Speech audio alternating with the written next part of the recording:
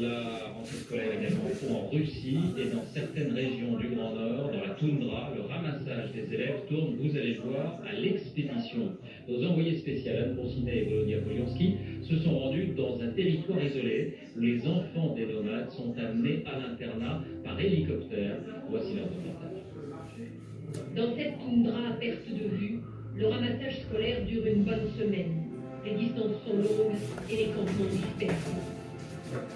Au sol, c'est pareil. On sait que l'hélico va venir, mais on ne sait jamais exactement quand. Dernier préparatif, le cœur serré. Tous les ans, on les envoie. Il faut le faire. On n'a pas d'autre choix. Pour 6 mois entiers, ils seront loin de nous. Et 4, 2 filles et 2 garçons. À 10 ans, Tamara en est à sa 4e séparation. Et elle sait déjà ce qui lui manquera là-bas à l'internat. Maman, mes frères et sœurs et les reines. 5000 reines que les parents de ce campement vont suivre vers le sud pendant tout l'hiver, en nomade. Une dernière fois, les enfants s'entraînent à leur jeu favori. Et déjà l'hélico arrive. Les enfants ont troqué les habits traditionnels pour des vêtements modernes. Il n'y aura pas d'effusion. Les petits n'emportent presque rien. Quelques baies locales, les seuls fruits que donne la toundra. Et c'est parti pour 9 mois. 250 km plus loin, 1 heure de vol, Yar-Salé, bourgade plutôt avenante dans cette région isolée mais riche en gaz. L'internat est flambant neuf.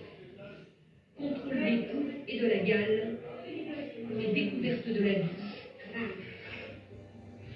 C'est un autre monde, surtout après 3 mois d'été en plein air. C'est difficile pour eux, évidemment. On n'arrête pas de leur dire « Arrête de faire du bruit, arrête de crier ». Il y a moins d'espace ici que dans la toundra. Pour de longs mois, l'horizon se rétrécit, et la toundra aussi, aux dimensions d'une feuille de papier A4. Économie, avec les conséquences de l'intégration de plusieurs pays de l'Est il y a quelques mois et de l'ouverture récente des marchés de l'emploi en Grande-Bretagne. Ce ne sont plus des dizaines, mais des centaines de milliers de Polonais qui viennent travailler, s'installer. Un quartier s'est même créé à Londres qu'on appelle la Petite Varsovie. Sur place, Karine Komadzi, Roy Connelly. Sur ce chantier d'une maison bourgeoise au cœur de Londres, tout le monde est polonais. Alex, le menuisier, Eva, l'architecte d'intérieur, et Mariusz, arrivé de Pologne comme plombier, est devenu en 2 ans chef des travaux. À eux 3, ils enchaînent les contrats et travaillent 12 à 14 heures par jour. Bien sûr, c'était dur au début, mais on a progressé. Les chantiers sont de mieux en mieux. Il y a de plus en plus de gens prêts à mettre beaucoup d'argent pour de belles maisons. Et bien sûr, ça rapporte plus d'argent. Ces jeunes Polonais gagnent en moyenne 3 700 € par mois. C'est 5 fois plus que leur salaire en Pologne. Pour travailler en Angleterre, il leur a suffi de s'inscrire à la sécurité sociale dès leur arrivée sur le territoire. On peut circuler sans restriction, sans frontières, et on peut exercer n'importe quel travail en Angleterre à partir du moment où on sait parler anglais et où on communique avec les gens, et ça c'est bien. Sur le trottoir d'en face, le travailleur anglais apprécie peu cette success story à l'européenne. Ce n'est pas très bon pour nous, parce qu'ils nous prennent notre boulot, notre argent. Une petite Varsovie dans les quartiers ouest de Londres. 2 ans après leur entrée dans l'Union européenne, 264 000 Polonais travaillent en Grande-Bretagne, et ce chiffre ne prend pas en compte les travailleurs saisonniers. 1 million de migrants en 2 ans. Combien pourrons-nous encore en absorber, s'interroge la presse conservatrice qui tire le signal d'alarme. Je crois que l'opinion publique anglaise panique car l'immigration n'est pas contrôlée. En fait, le gouvernement n'a aucun moyen de contrôler le nombre de Polonais qui viennent ici. Le gouvernement veut être flexible et appliquer le principe européen de libre circulation des personnes. Mariusz, lui, estime qu'il ne prend le travail de personne.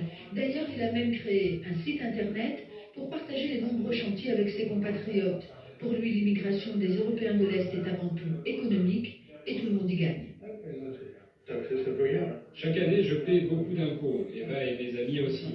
Cet argent va dans les caisses de l'État, et c'est bien comme ça. À la gare routière de Londres, 15 bus arrivent chaque jour d'Europe de l'Est avec à leur bord des jeunes migrants prêts à offrir leurs bras.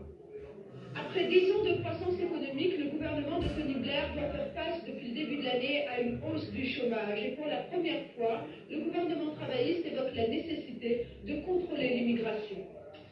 L'industrie musicale est en pleine mutation, témoin ces deux lancements inédits. Si vous voulez acheter le dernier tube de Johnny Hallyday ou de Charlotte Gainsbourg, ne les cherchez pas chez un disquaire, mais sur votre téléphone portable. Les morceaux sont d'abord proposés par téléchargement.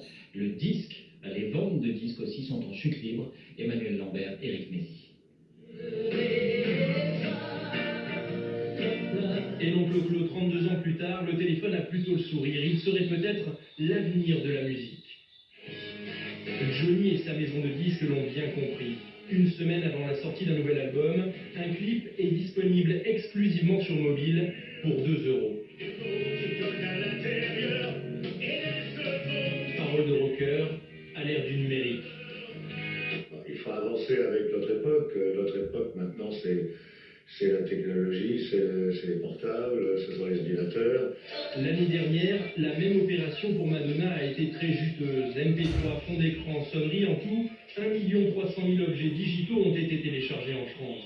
Dans le monde, les ventes numériques sont également en forte hausse. En un an, les téléchargements légaux passent de 127 à 380 millions d'euros. La téléphonie, elle, est loin de raccrocher. Elle passe de 161 à 420 millions d'euros. Devant ce succès, les majors s'adaptent aux contraintes de la téléphonie mobile. Occupé en ce moment, il ne peut pas répondre. C'est un clip qui a été tourné dans les valeurs du mobile, c'est-à-dire avec des plus gros plans, des plans plus serrés, de façon à ce que ça puisse correctement être ludique sur mobile. Est-ce pour autant l'aube de la disparition du disque? Je pense en tout cas que pour 2010, on peut envisager 20 à 25% du chiffre d'affaires fait par le numérique. Quant à un basculement complet, moi je le vois dans les années entre 2010 et 2020. C'est un processus, somme toute, relativement lent qui se met en place. Peut-être la fin du CD dans 10 ou 20 ans. En tout cas, Universal Music, première maison de disques au monde, prépare une petite révolution. L'intégralité de son catalogue serait téléchargeable gratuitement aux États-Unis prochainement. Prix à payer, 90 secondes de pub à chaque téléchargement. Et ces nouveaux supports musicaux permettent sans doute à des talents d'émerger plus facilement. Voici un parcours étonnant, c'est un peu Dr Jekyll et Mr Hyde. Sur scène, il s'appelle Chris, il fait du rap, il déchaîne les passions. Dans la journée, il s'appelle Pedro Pirbacas, 23 ans, c'est un étudiant en commerce, bien comme il faut, en costume cravate. Dorothée Pochard, Lionel Lambert. Je m'appelle Pedro. Étudiant en école de commerce. Je suis quelqu'un d'assez calme et plutôt réservé.